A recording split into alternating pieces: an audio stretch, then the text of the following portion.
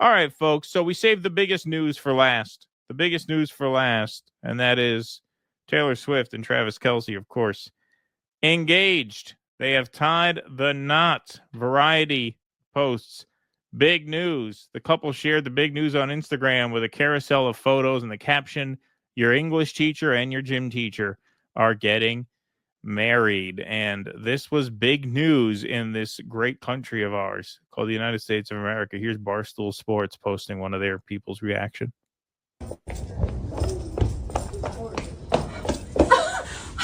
I'm calling to you right now.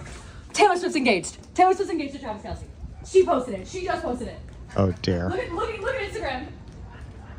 Your gym teacher and your English teacher just got married. That's the caption. Why? I'm dying. Why are you dying? No, we do. Why? We do. Gives a shit. We do. Who is this? What Some the fuck? Barstool Sports person. I'm literally shaking. I'll see you in a minute. I have Nick Hamilton and John Feidelberg recording me right now. I'll see you in a minute. All right, she's literally shaking. Well, that's embarrassing, but not as embarrassing as this. So this is a CBS reporter reporting on a story from the White House. And here she is on camera before they go to air, freaking out about the news. Taylor Swift is engaged. Taylor Swift is engaged. Taylor Swift is engaged. Come back to me. She just posted it. Oh my God. Oh my God. Oh, it's huge. The ring is ginormous. This is so exciting.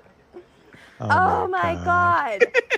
Oh my God. You're killing me Oh my with God, the it's on her second. Instagram. It's on her Instagram. It's on her Instagram. Oh my God. Oh my God. Oh my God. Oh my God. Oh my God. I feel like Paul Revere right now.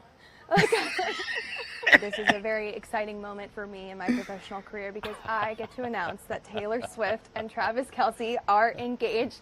As you're talking to Joe Lang, our lovely producer Gabby Ake texted me and said, Taylor Swift's engaged, and you can see it right there on her social media. She put it up in that post that they got engaged with the caption, "Your English teacher and your gym teacher are getting married," with a little dynamite sign there. So very exciting here that we get to break that and tell you about that. All right, Swifties for life. I have a feeling, though. Okay, now we're on the air in 3, 2, 1. 81 women and children were massacred while seeking aid in Gaza this morning. Did I put my serious face on for that? Based on his prior statements, the president will not be having a Taylor Swift wedding in the ballroom. Hopefully that can shift and change. We can have some world peace, right? Olivia Rinaldi, thank you so Reed, much. I volunteer to cover it in case you need. I'll be there to cover it. Thank you for the sacrifice, Olivia. We appreciate you, my friend. All right, so let's see what Donald Trump had to say about this, because we all know during the campaign, Donald Trump had a very negative reaction to Taylor Swift's endorsement of Kamala Harris. I hate Taylor Swift. So let's see what his take is on the big news. But I have to tell you the biggest pop culture news of the year broke while we were in this cabinet meeting. Travis Kelce and Taylor Swift are engaged, and the world wants your reaction, sir. Well, I wish him a lot of luck. I think he's a great player. I think he's a great guy, and I think that she's a terrific person. So I wish them a lot of luck. On a serious note.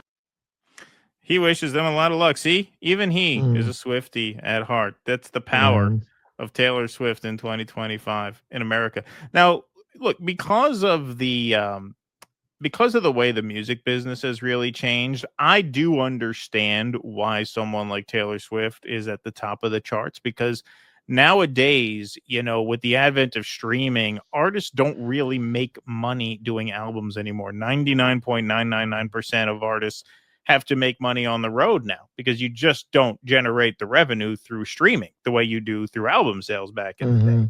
Therefore, it stands to reason that only a select crop of the most generic, most mass marketable artists are going to get the investment from the industry that propels them to that kind of superstardom. So I totally get how someone like Taylor Swift is the superstar that she is. I totally get how she sells out concerts. Like, it's not my thing, but I totally get that. I don't understand how you hyperventilate at news of her engagement. I don't understand why you would be so invested in her as a person. Like as a pop star, sure, makes sense. That's the economics of the business nowadays. Like, Lucas Nelson is not going to be, filling arenas now. He's going to be working the road, and that's just going to be the way it is. And, he's Willie Nelson's kid. So even for a Nepo baby like that, who he happens to be very good, by the way, one of the best Nepo babies out there, like that's not going to be chart topping. I understand that. The obsession with her as a person and the emotional reaction to her getting married, that I do not understand. That I simply do not get that. Why it moves so many people to hysteria that she's finally engaged. Well, this is what I will say. Our perspective on it is probably somewhat colored by our contempt for her music, because this is not new.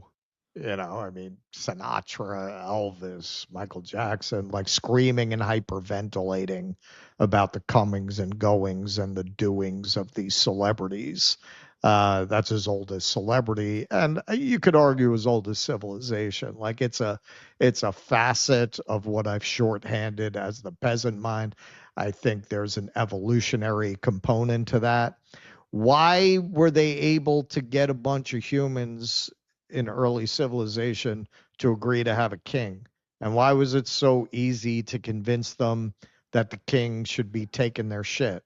And why was it so easy eventually to convince them that the king was a god? There's a flaw. There's a flaw in the human brain that I think goes back to the fact that we're hierarchical primates because of our creativity, because of our intelligence. That winds up manifesting that tendency to want to defer to an alpha figure, in this case a woman, but we have very plastic brains. It's easily transferable with the right conditioning. I think that there's a flaw in the human mind that leads us in our humanity, linked to our primate ancestry, to want to worship somebody bigger than ourselves. I think that's what that is. But, in the case of like the three examples you mentioned, Sinatra, Elvis, Michael Jackson, whether you like those artists, don't like those artists, they were characters. Like I could see someone getting invested in them as people because they had personality, right? Those were eccentric characters and personalities. All three of those guys were. She is just total white bread. Is like a total non-entity as a person. And I don't I see some people in the chat. Yeah, I can't say I have contempt for her music. I don't know much about it. It seems to me just like standard pop material. Like I don't love it or hate it. I don't know whatever. It's whatever. But yeah, man, the reaction to this is just incredible. Please clap.